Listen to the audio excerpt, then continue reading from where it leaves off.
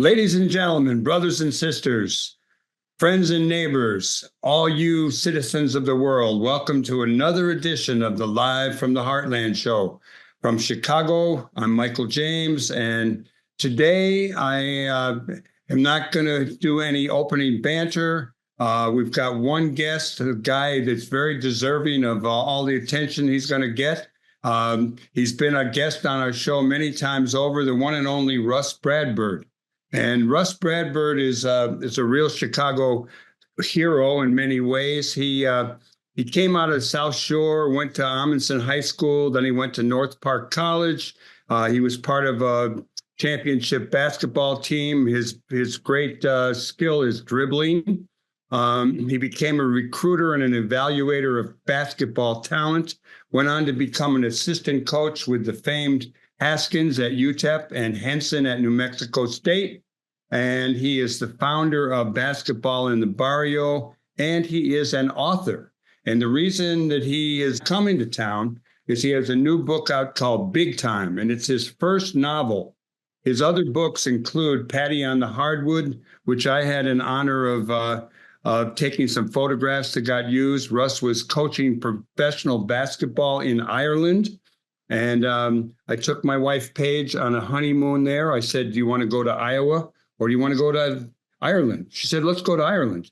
Little did she know that we would be running around all of Ireland watching Rus and his team play basketball.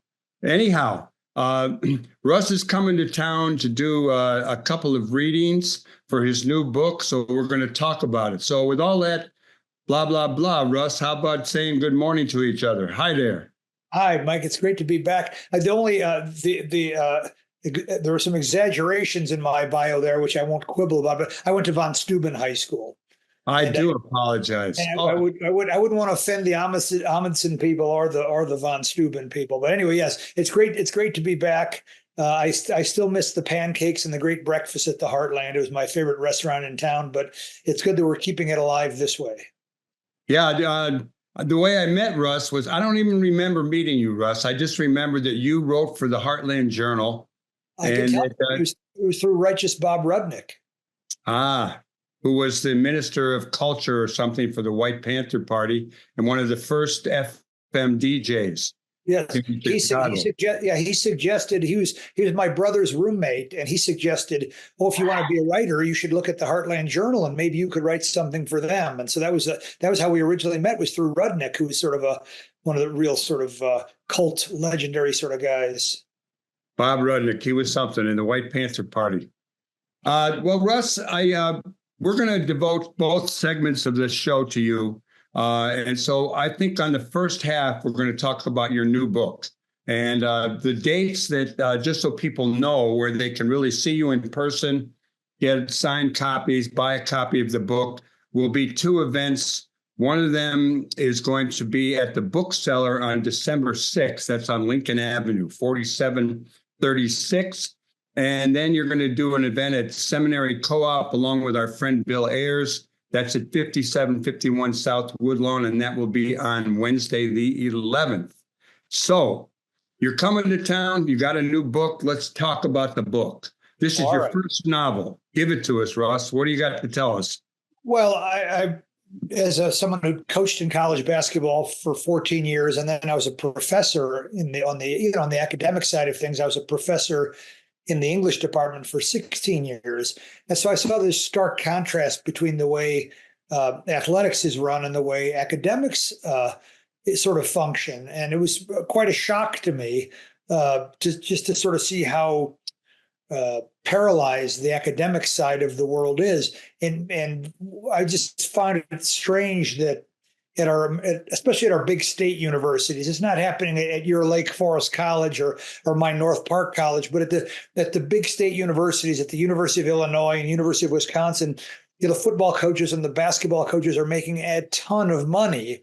And now with the NIL, which in general I was in favor of, the name, image, and likeness, the players are getting paid, and in general I was in favor of that. But it's just that what it's caused is that sports is more important on campus than academia. And so what I wanted to sort of write a book that was a critique of that, but I felt like the best way to do it was through a novel and through humor.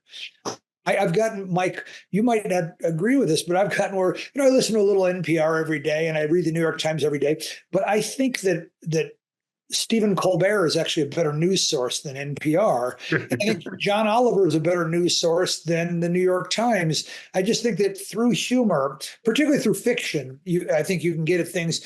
In my view, the greatest book about the Great Depression ever written was The Grapes of Wrath, and it's a novel. It's not a true story. It's a novel. And I'd say the same. So I think fiction can get at things, and humor. Through humor, we can expose things that problems in the world can be exposed through humor. And so again, I find Stephen Colbert and Jon Stewart to be very valuable guys. Well, I like the idea of the humor. I've had a lot of laughs with you, but I didn't ever consider you the funniest guy on the planet. And I knew that this book was coming. You wrote it. It's been a while and you were shopping it around. Your other books are very serious. The first one, Paddy on the Hardwood, is about your experience as a coach in Ireland and learning to play the fiddle with the great Paddy Jones. Then you did a book called 40 Minutes of Hell about Nolan Richardson. And that, the great coach out of Segundo Barrio in El Paso, who was at Arkansas. And then your next book was really a very serious book about death in basketball on the West Side called All the Dreams We've Dreamed. Then all of a sudden you come up with this really funny book, and it is actually very funny. Yeah, the last book was about gun violence in the world of Chicago basketball. So this was quite a leap for me. But I think part of it is, as on the academic side of things, I was going to these faculty meetings and just, I would come out of the faculty meetings wanting to beat my head against the wall. They seemed to be very sort of incestuous, and they were arguing about the smallest things. And what I see happening at American universities is that as football and basketball keep expanding, academics is shrinking, but everyone's afraid to stand up and say something about it. And so, for example, in Illinois, in your state, Mike, in my former state, in Illinois, a couple of years ago, the highest paid state employee was Lovie Smith. But he wasn't even the football coach anymore at Illinois. He'd been fired, but he was still the highest paid person in the state.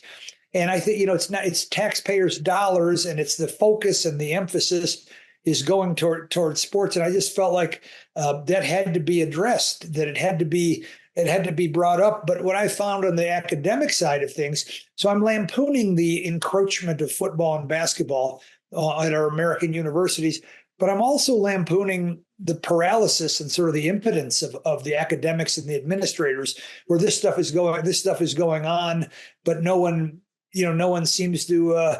It never gets brought up at meetings. No one talks about it anymore. It's now an accepted part of life, and I think that your listeners will understand that as bad behavior and bad policy happens or happens over and over again, we get immune to it. And so without bringing up names, it just seems like, that there's outrageous behavior or bad decisions get sort of normalized with repetition. And now football and basketball have been the kings on our big school campuses for so long that no one talks about it anymore.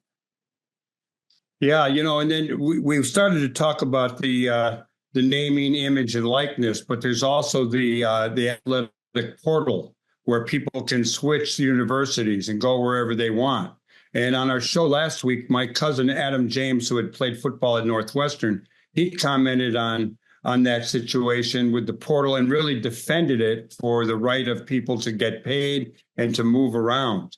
And I think we're probably in agreement with that, but the ramifications of it are something else. They kind of fan the flames of what you're talking about, of an enhancement of athletics on campus and the diminishment of the role of academics. Yeah, I would have a little bit of an asterisk to imagine what I missed that show, and I'll have to go back and look. But I would say in general, if the coaches can switch schools left and right, maybe the players ought to be allowed to. But my idea is it's not good for the kids to switch schools every year. We have players on our team at New Mexico State we are their fourth university or fourth college anyway, and so I don't think that's healthy for kids. And I think the solution to that is in right before I started coaching in the 1980s, they used to have a 4-year scholarship. If you signed at Northwestern, you got a 4-year scholarship. And even if you got hurt, that scholarship was honored, unless you decided to transfer to Northern Illinois or something like that. Well, my idea is if we're going to pay the players, let's do it in a 4-year. Let's offer the kids a 4-year deal where maybe they'd make $100,000 over a 4-year period or whatever it is. But I've heard a lot of fans complaining about the transfer portal, where now it means kids can switch schools immediately, be immediately eligible somewhere else. And it's become difficult to follow college sports because of all the changing. And it's difficult for the fans that are in the stands thinking, now, who's this new guy? What happened to the guy we had last year? But my solution to that would be, it seems like a more sane system would be, give the kids a 4-year deal like we did in the old days. A room, board, tuition, and books was a 4-year deal up until the early 1980s. Well, I want to go to the book big time. Oh, good. And I'm a little bit, I think a lot of people who listen to this show are not big sports fans. There are some that are. I always like progressives who also like sports. And I'm wondering why someone should read this book if they're not a sports fan. Well, first, it's more of an anti-sports book than it is a sports book. No one would read this book. I don't think anyone would read Big Time and say what a great system we have. Just the same way, not to compare myself with Joe Heller or with Catch-22, but I don't think that anyone would read Catch-22 and say, let's join the Army. It seems like a well-run program. And so in this case, it's more of an anti-sports book. There's only there's 2 pages total of actual sports in the book. It's more the personalities. And so the premise is that this university is in trouble. I imagine it's in Colorado. It's called Coors State, just so everyone knows. Yeah. So there's a university in trouble, and they take $1 billion buyout from Coors and to rebrand as Coors State University.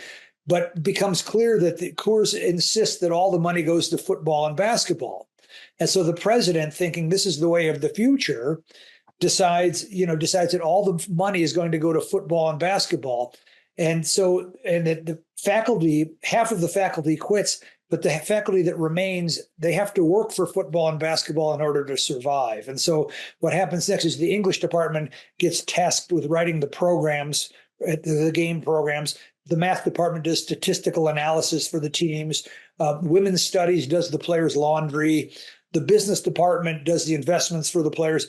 But these 2 old history professors that, like us, Michael James, loved the 1960s, they decide enough is enough. We're going to protest, and we're going to lead these campus protests to take our university back. And so that's sort of how the novel begins, is these 2 old history professors that are selling popcorn at the football game decide enough is enough. We're going to protest like they did in the 1960s. Well, do you have any people in real life people that come to mind when you develop these characters? Like one of the characters I loved was I think he's Polish lineman who loves poetry. Where'd you come up with it? Well, I should say, Mike, the original, sort of one of the original triggers for the book, the impetus for writing this book it's a Chicago story. In 1936, University of Chicago was in the Big Ten Conference, if you can imagine. They would play Illinois and Michigan. And in 1936, they had the first Heisman Trophy winner. The National Football Player of the Year is called the Heisman Trophy. Jay Berwanger won the Heisman Trophy. He was a University of Chicago player. They had the famous coach, of course, and I think your father knew Amos Alonzo Stagg. Yeah, my dad played, I think, freshman ball under Alonzo Stagg. Okay. And also loved Maynard Hutchins. He thought he was a great person. Yes. Well, so Robert Maynard Hutchins was the president at that time, and he decided that football had too big of a role at the university, that it was corrupting the mission of the University of Chicago, and they dropped football. It seemed like now it seems like a completely crazy thing to do, but he did it in 1939, 3 years after they had the Heisman Trophy winner. They dropped football in the University of Chicago. They now play Division III football, non-scholarship, and it's much more in perspective. But that was the original. When I heard that story from, I don't know if you've met Mike McGrath. He's the University of Chicago basketball coach, but he told me that story many years ago, and I'd never heard that story. But that was the original. So when you say what was it based on, but the two professors in the book, the two history professors that decide to take their university back, one is sort of a loudmouth, obnoxious, we're going to burn this son of a bitch down. And the other one is a very work within this. His name is Peter Braverman. And the work within the system guy is Eugene Mooney. Like, if we just be calm, and if we work, we can change the system from within. And I think they're sort of both based on me. There's times when I think we got to burn this thing down. And there's other times when I think, if we just be patient. And I think that's always, one of the things I think that the novel does, that Big Time does, it pokes fun at this phenomenon on the left where there's a split. Like, the Bernie Sanders people are angry at the Elizabeth Warren people, who are angry at the Joe Biden people. And then there's a split, and I'm not going to vote because they're. And so I think the left does a lot more of sort of this purity test where you have to be in lockstep in every, like, if you're in lockstep on everything, but you're hard line on immigration, there the left can, I think, can sometimes turn on you. I think with the right, there's a lot more of a. Well, I remember a woman saying to me many years ago that I think she assumed I was a Republican, and she said, "We just have to." This is 8 years ago or whatever it was. We just have to hold our nose and vote for Donald Trump. And I think that hold our nose and vote is a much less common on the left. And so part of what I'm up to in the book is, there's a famous James Baldwin quote that he said, "Because I love something," I'm going to ruin James Baldwin's quote, but here it goes, something like, because I love America so much, I insist on perpetually having the right to criticize her. And I would say the same thing for me is, because I love the left and I love college sports, I insist on and I love teaching, and I love books, and I love universities. But because I love them, those three things so much, I insist on the right of making fun of them in this case. So I think in some ways, to me, there's an endless amount of comedy that comes out of Donald Trump, but I think it's to me, it seemed more working against the grain to make fun of the American left in some way. So I'm poking fun at the left and the way they fracture and the sort of the dreamy way they go about trying to change the world. And I'm one of them.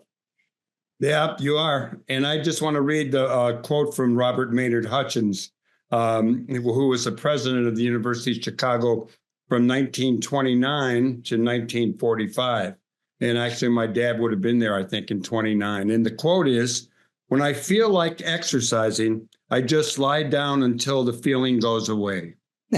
And, Well, and my last football game at Lake Forest in 1963 in the fall was against University of Chicago, who were bringing back football for Division III. It was still. I didn't know. That's when they brought it back. I didn't know that. Yeah, but Robert Maynard Hutchins must have had quite a sense of humor, and he was very young when he started off as the president at University of Chicago. And I imagine that he felt like, I'm not sure, but I'll bet he didn't think that he was going to be the only one to do it. I think my guess is he thought this would start sort of this avalanche of things change, but instead, of course, the avalanche has gone the other way. And I don't think the idea of a university renaming after a beer conglomerate is so far from our future. It won't shock me if a university in trouble. I think it's happened in Idaho. There was I think the College of Idaho is now Albertson College, and Albertsons is the big food conglomerate here in the west of the Mississippi.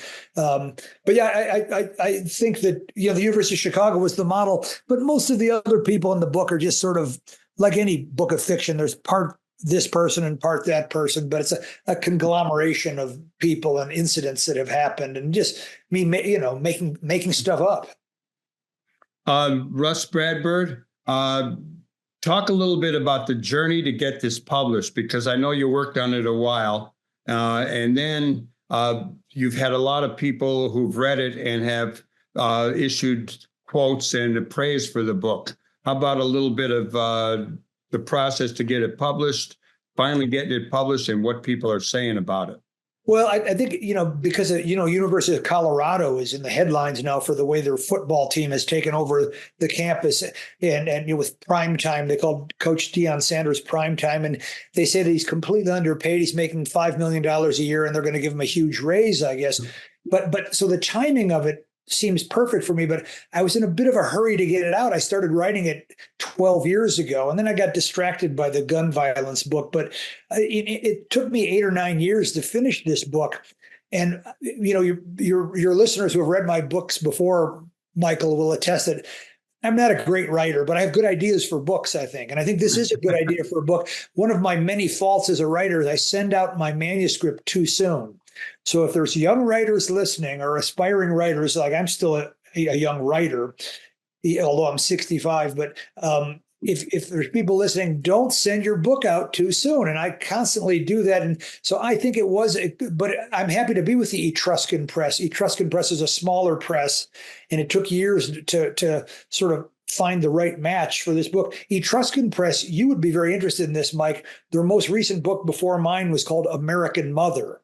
And it's the story of Diane Foley, whose son was beheaded on YouTube, if you remember that horrible incident. He was the journalist that had worked for the Washington Post at one time, I think, but he was beheaded on YouTube. And Diane Foley, in the book American Mother, which is from Etruscan Press, like my book, she goes to the maximum security prison to meet one of their son's killers. Can you imagine? So it's a really devastatingly powerful book. And then here comes my book, Big Time, which is funny, and it's an important issue, but it's not anywhere near as deadly serious as Diane. Diane Foley wrote it with Colin McCann, the great Irish writer. So finding Etruscan Press was it's hard to get a book published, and if you don't get published by one of the big New York companies, now you're sort of on your own. Agents don't want to mess around with Etruscan. If there's not going to be a huge advance, the agents don't want to be involved. But I never gave up hope in that. I knew it was a good idea for a book. I knew it was a good story. I thought it was funny. I remember my wife Connie calling out from the other room at the time saying, "I can hear you laughing in there." I'd be laughing as I was typing it. I did get a chuckle out of writing this book, and I do think it's a funny book. But yeah, so it's getting published is a struggle, as your daughter Casey could attest. Yeah. Well, we got a couple minutes left in the first segment here, and I wanted to bring up, there is one real person in the book that you referred to, and he's a friend of both yours and mine. It's Mark Rudd. You want to tell the readers real briefly how he figures in? Well, one of the professors that wants to lead the protests on campus is Peter Braverman. And he's this hardcore radical. We're going to burn this place down. And he's always bragging about his bona fides, that he was a real radical in Berkeley, and that he knew Mark Rudd and he was very influenced by Mark Rudd. And that he's, smoked dope with Mark Rudd and that kind of thing. And Mark Rudd, of course, was a real life person who was in the SDS, the Students for a Democratic Society, and then helped found the Weather Underground with Bill Ayers, who's going to be at my event in Hyde Park on December 11th. But it turns out, I don't want to spoil it too much for the readers, but it turns out that Peter Braverman is making a lot of it up, and that he and Rudd were not really close, but he idolized Mark Rudd during his radical years and sort of leans on, he's sort of Braverman's a bit of a wannabe and a name dropper. So he's constantly dropping Mark Rudd's name, especially in the early parts of the novel. But I mentioned it. I just, I think I do. Rudd is, of course, was a national figure at one time and was leading campus protests, which are a big part. The campus protests are a big part of the novel Big Time, but they're also, by chance, they're a big issue on American college campuses today. Not because of college football, like in my book, but because of Palestine and that kind of thing. No, they've cut in. There's some headlines today about how universities in New York Times cracking down on more campus protests. Okay, well, that's it for the first segment of our interview with Rus Bradburd. We're going to play a little bit of music of him playing the fiddle along with the great Paddy Jones, who was his teacher in Ireland while he was coaching basketball.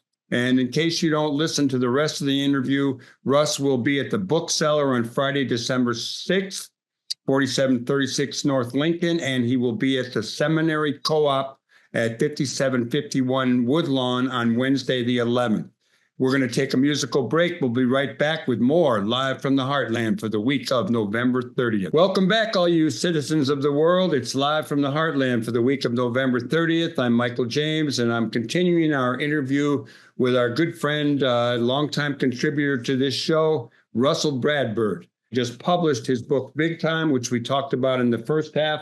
He'll be in Chicago both on the 6th and the 11th of December, doing readings and signing the book. And now, for the rest of the show, let's start by give us a little rundown on your books, Rus. How about Patty on the Hardwood?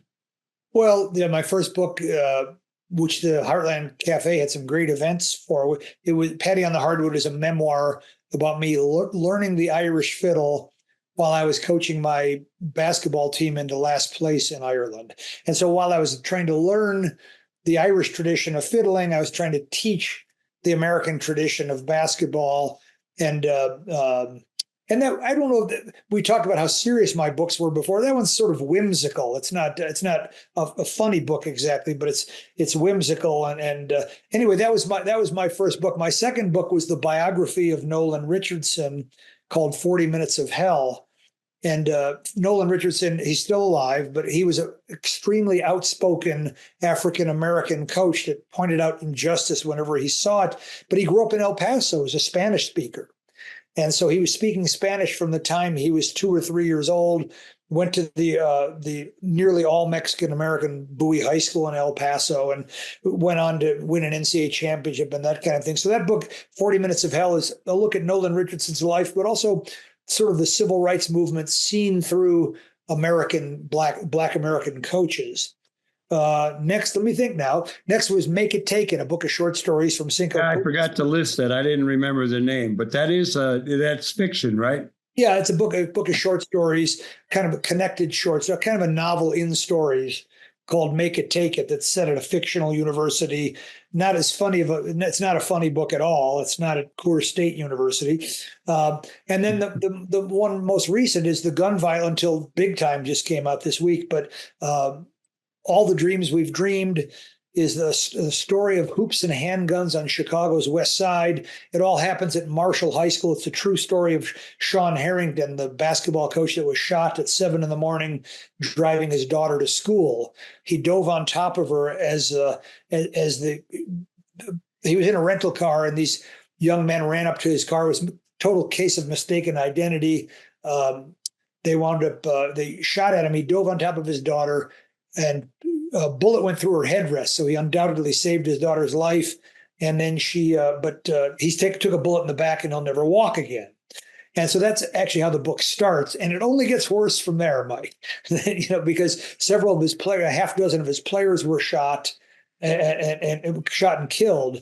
But the uplifting thing about All the Dreams We've Dreamed is Sean Harrington's remarkable endurance and courage in the face. So there's the one example of courage of him diving on top of his daughter to save her life, but also I think courage can be a one-time event, but also it can be a sort of endurance. And Sean Harrington, as you know, you've met him several times, and some of your photos are in that book, I think, aren't they? Yeah, they are. Yeah, and thank you for letting me contribute my photos. Yes. But how about filling us a little bit in on the West Side and what's going on? Because after you wrote it, there were even more deaths, and at one point there was a belief that the gangbangers or whoever was doing the shooting were not going after basketball players, but that shifted. And what's the story behind that? Well, a number of things, and the book talks about it. And I'm no expert. I know that, Mike, there's people who've spent, the people from Ceasefire and Chicago Cred and Stop the Violence and Cure Violence. These people have worked all their worked for years trying to stop the gun violence in Chicago. So I'm no expert, but it seems what I uncovered was there was a few factors. One is the Chicago Police Department went from 5 districts to 3, and so people were getting reassigned that didn't know the violent district that they were moving into. There's the closing of 50 schools by Rahm Emanuel that damaged the neighborhoods. There's the fracturing of the gangs. That when it's like what we did in Iraq, where we Saddam Hussein's not a good guy. We go after Saddam Hussein under false pretenses, and Iraq is more of a mess now than it's ever been. And I think the same has happened in the Chicago drug trade, where they went after the big boys and the gangs became fractured. And now instead of 3 or 4 main gangs, there's dozens and dozens of these gangs. And that and also there was an etiquette before. I don't know if etiquette's the right word, but there was an etiquette and a code of conduct before, that certain people were off limits, and basketball players were at one time were the people that were off limits. But now that has all greatly changed, of course, where and everyone can now be a target, and things are a little bit out of control. And there's the preponderance of guns, where it's easier to get guns than it's ever been. Although people say, well, Chicago has strict gun laws, but if they're coming from Gary, Indiana, which is just right on the border anyway, it doesn't matter how strict Chicago's laws are. So it was a sort of a confluence of events. I will say, Mike, that I sort of started, like a lot of people on the left, I sort of started off thinking, what bastards the cops were. But the book actually made me much more sympathetic to what these guys go through when they're 16-year-olds driving around on the West Side with pistols in their belts. What is it? How is it? I think being a policeman in Chicago is an incredibly difficult job. And so I became much more sympathetic. I became sympathetic to what everyone is going through. And while you've helped me to work hard on getting Sean Harrington back on his feet. Sean Harrington now, since the book came out, he now has his own apartment that's ADA, Americans with Disabilities Act. It's ADA accessible. But he had an army of supporters and friends, and he was a very well-loved guy. There's a lot of other victims of gun violence that do not have the support that Sean Harrington had. And so I think, we worked hard to help Sean Harrington, but now what are we going to do with the other, 40,000 gun violence survivors? I don't know. On the police, I've always been someone who, I've had certainly my opposition time to the police, but I also have a lot of respect for a number of police officers, and we do need a police force in society. So we have to keep up our efforts to improve it and make them accountable when need to be, and praise them when that's also necessary. Yeah, they were heroic in finding Sean shooters, and both of the guys who shot Sean, I think they got 52 years. I think they got a 57-year sentence, and they'll have to do 50 years, which is quite a sentence for someone not dying. But they were mostly heroic in helping Harrington, and they gave me great insights. The 2 or 3 police officers that I talked to at length, I was just very impressed with their compassion and how much they ache when they see kids shooting each other and that kind of thing. So I do think it's a difficult job, and I've gotten where I think they're an easy target to say, that. And I do think, like, I was delighted when Derek Chauvin went to jail for a long time, but they're not all Derek Chauvin by any means. Russ, I think we've covered all your books, not all the articles you've written for various people, but how about talking a little bit about your newest book, In the Works? Because I know you spend your time, you're kind of a lucky guy, you and your family, between Las Cruces, Chicago, and Ireland. And I know you've been over in Ireland a little bit in the last year working on a new book. How about filling us in on that? I know you were on the show once before and gave us a hint, but people probably don't remember that if they even heard it. Yeah, well, the new book I'm working on, it's a nonfiction book that happens in Belfast. It's called Almost Like Belonging. And there's a phenomenon in Belfast now, Michael, where Northern Ireland has 4%. Northern Ireland, of course, is different than Ireland. It's on the same island, but it's part of the UK. And there was the terrible violence of the Catholics and Protestants shooting each other until the Good Friday Agreement went through in 1998. But since that time, Northern Ireland has 4% of the population of the United Kingdom, but they get 20% of the immigrants.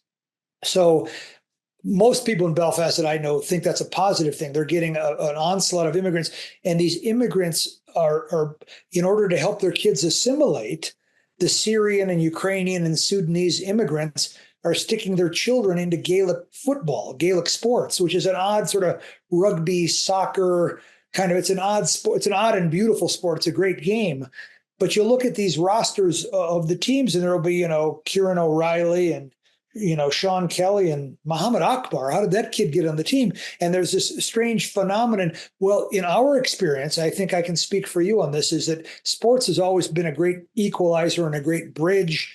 And it's always at the forefront of social change in America, particularly in terms of race. If you think of Jackie Robinson and Muhammad Ali, but even Billie Jean King and Megan Rapinoe and those kinds of things, it's often in terms of gender and race at the forefront of social change.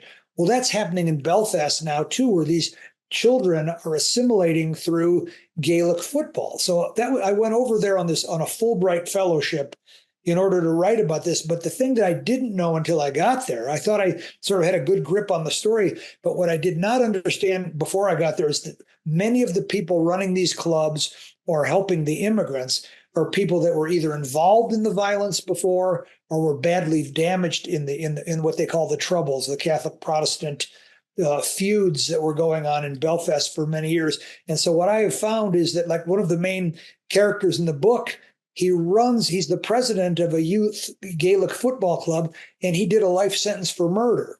Now, in America, if you tried to be a Little League baseball coach tomorrow, Michael, they would do a background check on you. And if you got a DWI or, if you had a shoplifting charge or whatever, they might stop you from, coaching Little League baseball. But here, there's people involved in these clubs that were deeply involved in the violence, and in many cases, just deeply affected by the violence. And so the theory behind the book, this almost like belonging, that has not been published yet. So if there's any publishers listening, but it has not been published yet. But the theory behind the book is that through these individual stories, that people who have been through these tragedies in war are more empathetic to other people who have gone through these. So do you remember a couple of years ago, you know Alex Kotlowitz's books, I'm sure.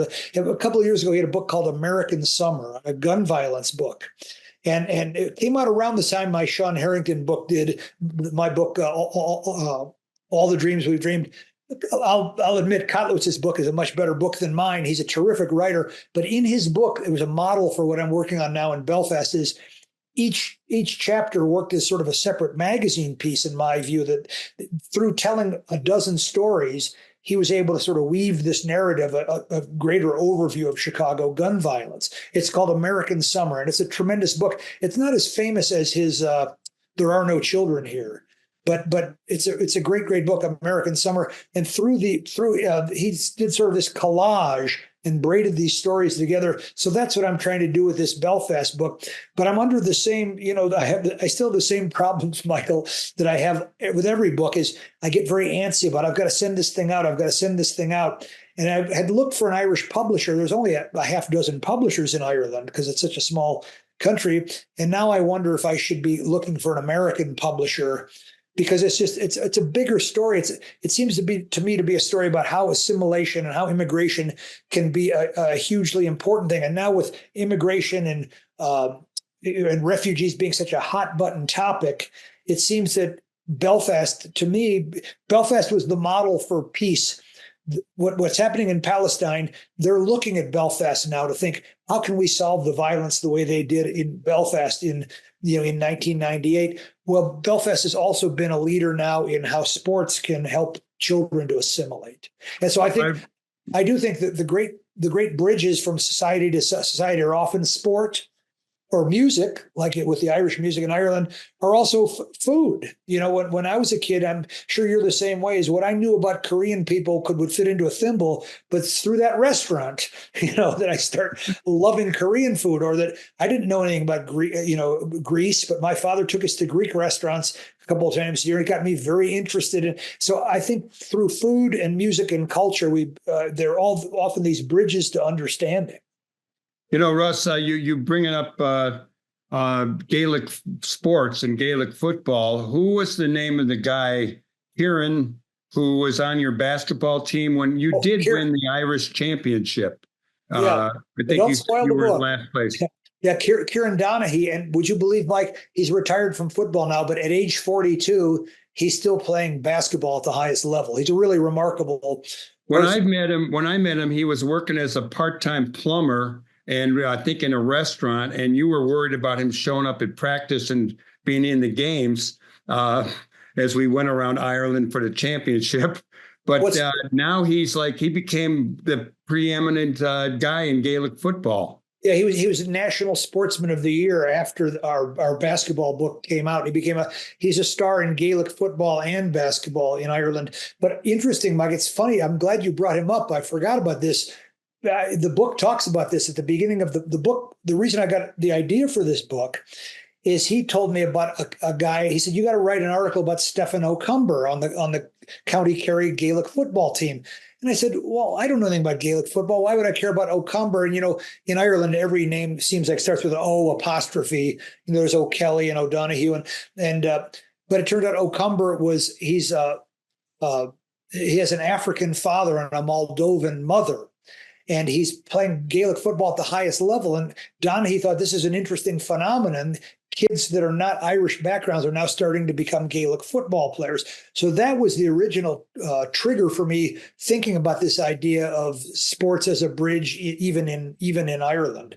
It was through this Stephen O'Cumber, who's a dark-skinned Gaelic football star. He's been injured the last couple of years, but that idea of and so as I started looking into it, it turned out there's a town in Ireland where the entire Gaelic football club is made up of Polish kids. And it was the Polish kids keeping the Gaelic football alive. They were the immigrant children. And so I do think Belfast was a model for, it wasn't perfect, the Good Friday Agreement, but it's the model for the free world. The Ukraine, Palestine, Sudan, they all wish they had the Good Friday Agreement that Belfast has. And I think in another way, Belfast is sort of this model for moving forward. So after this dark book about gun violence in Chicago, and now we've got the satire big time, then I'm hoping that this next one, and I don't know, Mike, I thought I would have no trouble publishing it, but it's always a struggle to get published.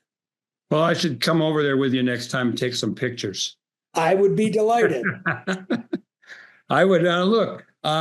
One of the things that I want to touch on, and we've done it over the years with you, because I've been involved since, I think, 2002 with Basketball in the Barrio, and it's a program that you started probably when you were still an assistant coach at UTEP. But it's a good story, and it's a wonderful organization. Originally, I was involved with Athletes United for Peace, as were you, and we all hooked up around that. Progressive athletes around the country doing various programs to try to serve the people in one way or another. Give our listeners and viewers a little bit on Basketball in the Barrio. Well, next year will be our 33rd year of Basketball in the Barrio. We charge $1 for the kids, and they get a book and a T-shirt and a harmonica. And last year they got a chess set. We were teaching them how to play chess, but it just uses basketball. It's only 100 yards from the Mexican border. It uses basketball as a sort of a pride in Hispanic culture and pride in border culture. And we've had Arnie Duncan there, the U.S. Secretary of Education, John Carlos, the Olympic hero, Babito Garcia, the Hispanic announcer. Beto O'Rourke has been a coach at it. But Mike, I'm starting to think like I'm like Joe Biden. I've been there. I've been doing this for so long. I probably ought to retire. People are probably wishing I would retire. It's gone over my head. I'm probably staying too long, but I keep doing it out of pride and joy. I love the camp, and our partner in this, Steve. Yeah, you've been the official camp photographer for many years, but our partner in this is Steve Yellen, who helped me found the camp and gets the sponsorships and that kind of thing. But it's a chance it's not good basketball players. None of them are going to go to the NBA, but it's a chance to affect kids' lives and make them feel special and expose them to art and music and dance and educational things. It's only maybe a third of the camp is actually basketball. I always feel like if someone were to sue us, they could get their $1 back pretty easily. But I hope you'll come again next year and take photos. And it's in the heat of the summer. It's Father's Day weekend, and I think it was 102 every day last summer. So it can be pretty hot. But we're looking. It's our 33rd year next year, and again, I'm the Joe Biden of Basketball in the Barrio. Well, it's a wonderful program, and I keep thinking of ways to contribute to it more. Like I've suggested maybe our fellow sports reporter on this show, my cousin Adam, might be a good person there. My granddaughter comes to camp. Maybe her mom, who teaches theater at DePaul, could come. Whatever. In any event, I'm coming again. I've been there every year except for 2 in the last 22 years. And we have only about probably 5 minutes left. So I'm going to ask you, a man who crosses borders, not only from state to state, but from the United States to Mexico and all the way over to Ireland. What's life on the border like right now? We hear a lot about the border. The border and immigration got used as a kind of a weapon against the Democrats. And seriously, it's not as bad as it was at one time. There are a lot of good things going on. Fill us in with what you got on it. Well, it would just be what my own eyes tell me. I'd be no expert. And I will preface this part by saying there's people who have studied the border and immigration for many years, and it's not me. But I did notice, during the last 4 years where, I was going out east as my parents were sort of fading away, was going every month. And I did see there are a lot of people at the El Paso airport, families sitting with their backs to the wall, looking at phones with backpacks and waiting for their flights. And it did seem like things had changed a great deal. But also, I think one of the things that's changed, Michael, is that I just think the narrative has changed in some ways. This would it would surprise me to remember this when someone reminded me of this the other day, is that George W. Bush was big on immigration. Let's get more immigrants in here. We need more immigrants. It's good for the economy. And that was a big Republican talking point when George W. Bush ran. And now everything is switched, the other way. And so I do think there's times when political parties obviously can completely switch their narrative and their stance and change, and which of course the Democrats are welcome to do as well. But I would say, in some ways, I'm the wrong person to ask, in that Las Cruces doesn't seem any different to me. The town has always been about half, Spanish speaking. El Paso, of course, is maybe 80% Hispanic. So I don't think things have changed that much. One of the things that surprised me was on the Ezra Klein show. I don't know if you listen to Ezra Klein ever. He's the New York Times. I find him to be very measured and interesting. And he interviewed someone that said that something like 60% of Hispanics and African Americans think we do need to close the border. And that really surprised me. And so it seems like it's something that America is grappling with. The one thing that gets talked about all the time down here is there hasn't been a new law about immigration in over 40 years. And so both parties have been sort of kicking the can down the road. And this time Biden and Kamala Harris got blamed for immigration. And, but it's been delayed and delayed and delayed for a long time. And it's time to, if you're going to come to America legally, it's going to take at least 5 or 6 years. And if your family's starving or you're in fear for your life, 5 years seems like a pretty long time. And so it's probably, my guess is it's time to change the immigration laws and streamline the process for immigrants. But it's very much a hot button issue, and it's related to what's going on in Ireland now, and the whole Brexit. Leaving the European Union was all fueled by anti-immigrant sentiment. But I'm like you, Mike. I grew up in Chicago, where I remember when I was a kid, there were hardly any Mexican restaurants in Albany Park, and now they're everywhere. And to me, I just think the world would be very, very boring if it was all this. America would be really boring if it was all homogenous. And in this case, for me, it just means I think of it as great food and great music. I love that we have different people from different places, and I that's still what moves me a lot, is the kind of a rainbow coalition moving forward. Russ, I want to thank you for coming on. It's been great. People, just to, so you know, Russ will be in town on Friday, the 6th of December at what's it called? The Cellar.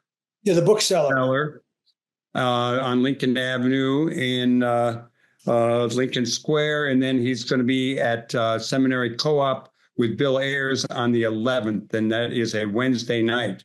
I want to also mention that my book, my most recent book, Rising Up Angry, has been reprinted by Charles Kerr Press. And We also put out a Rising Up Angry t-shirt to go with it. And we are offering either one of these with a $50 donation to this show. We need to come up with a little dough. So it's the Live from the Heartland show at gmail.com. Live from the Heartland show, gmail.com. If you want to be in touch and contribute. Russ, it was great talking to you. I'll probably see you in a few days. And I'm planning to come to El Paso in June. I'm delighted. And Mike, congrats on Rising Up Angry getting reissued. I love that book. I think it's an important book. So I would say if your listeners can afford 2 books, they can get Big Time and Rising Up Angry. But if you can only afford one, you might as well get Rising Up Angry. It's much more. We're all in this together, and right. we be talking. All right, everybody. I want to thank everybody who made this show possible, particularly Rus Bradburd, our guest today. I want to thank Hal James, our engineer. I want to thank our producers, Lynn Orman, Katie Hogan, and Tom Clark. We'll be back next week with more Live from the Heartland. And you can get us anytime at youtube.com/Heartland Media. We're also on Lumpen Radio, on WLUW, and CAN TV. Okay, everybody, together we do good in the world, because if we all do good in the world will be a better place. All power to the people.